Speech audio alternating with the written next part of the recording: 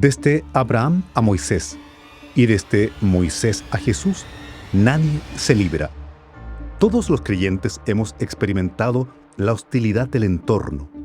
Con mayor o menor fuerza, nadie se salva de una cuota de oposición. A mayor fidelidad, mayor hostigamiento. Es lo que experimentó, por ejemplo, el profeta Jeremías. Sus palabras dan cuenta de una persecución furiosa. Hasta mis amigos más íntimos acechaban mi caída, dice con amargura. Y ni hablar de lo que les tocó en suerte a Jesús, a sus discípulos y a los cristianos de los primeros siglos, todos perseguidos.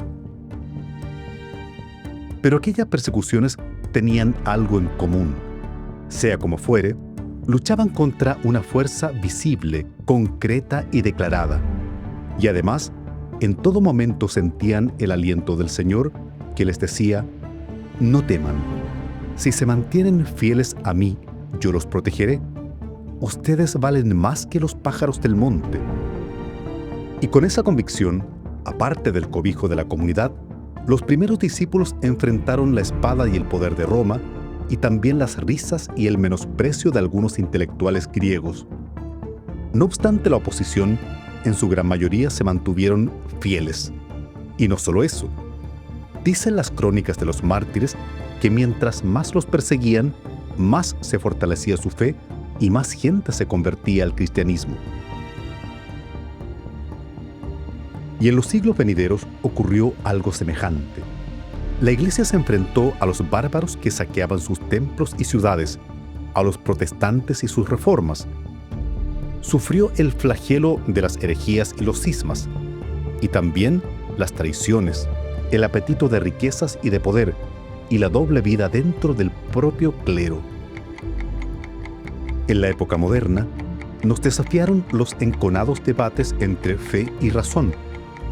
Aprendimos entonces a dialogar con ateos y movimientos culturales diversos, incluso con algunas corrientes de pensamiento contrarias a la Iglesia Católica.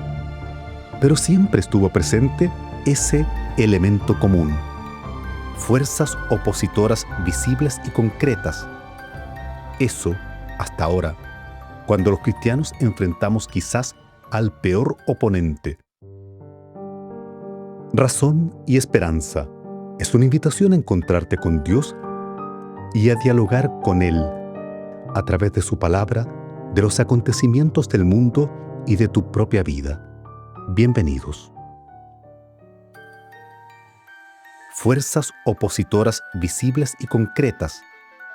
Eso, hasta ahora, cuando los cristianos enfrentamos quizás al peor oponente. Porque ¿cómo luchas contra lo que no ves? Y peor aún, ¿cómo luchas contra aquello que amas, contra lo que no te persigue, sino que tú mismo buscas y anhelas con total libertad y voluntad? ¿Cómo resistes a eso? Por eso digo que hoy lidiamos quizás con el peor oponente de todos los tiempos.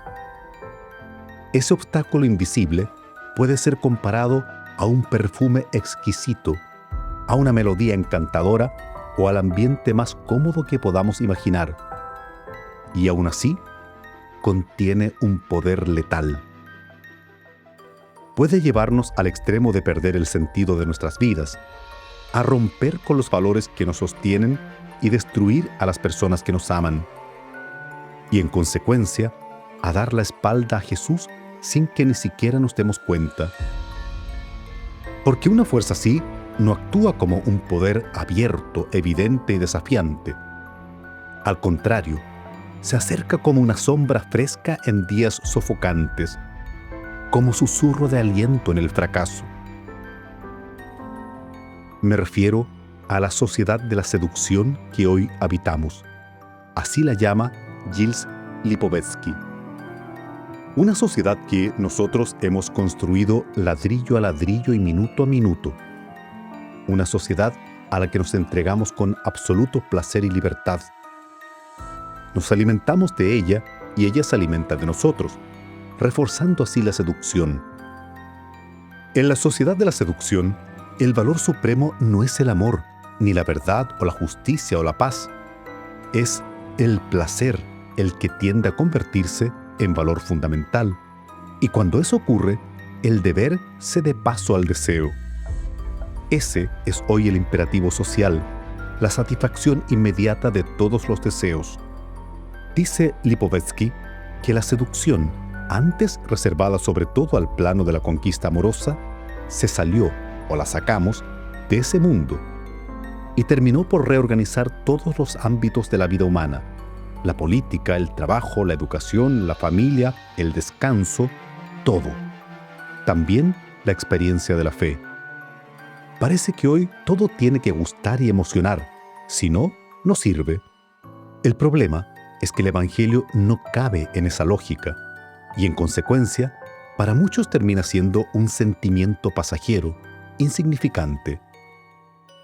En la sociedad de la seducción, lo que importa, lo que existe y lo que vale es el espectáculo, lo que se vuelve viral, aquello de lo que todos hablan. ¿Puede el Evangelio convertirse en espectáculo? ¿Acaso la misa debe ser un show? ¿Debería Dios ser un influencer en las redes sociales para que sigamos su palabra? Pero no todo es negativo en la sociedad de la seducción. Sería injusto verlo así. La sociedad de la seducción nos ofrece también oportunidades.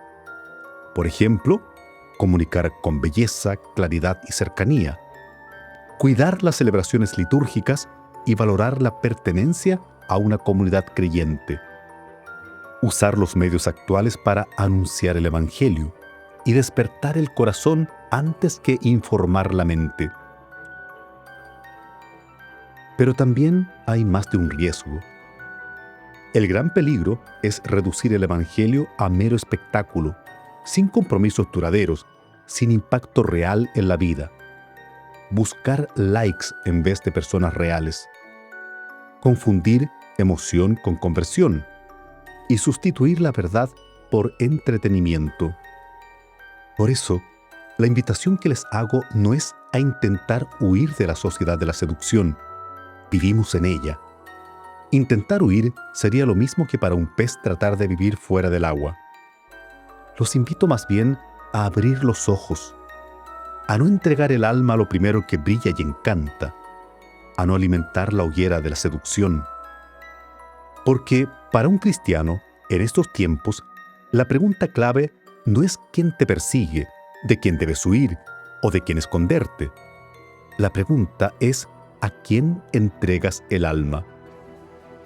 Los invito a dejarse seducir por Dios y a aprovechar las oportunidades que tenemos para evangelizar mejor, para ser testigos de la justicia, de la paz y de la esperanza en medio de los descartados por la sociedad de la seducción. Los invito a dejarse seducir por Dios, porque solo Dios seduce para liberar. Los demás nos pasan la factura.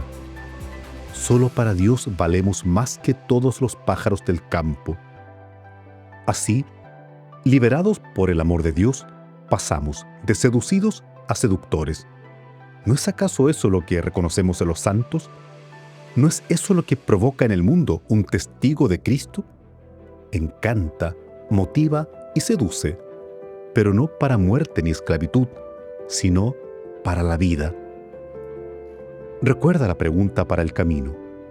No es quién te persigue, de quién debes huir o de quién esconderte. La pregunta es a quién entregas el alma. Esto fue Razón y Esperanza, una invitación a encontrarte con Dios y a dialogar con Él a través de su palabra, de los acontecimientos del mundo y de tu propia vida.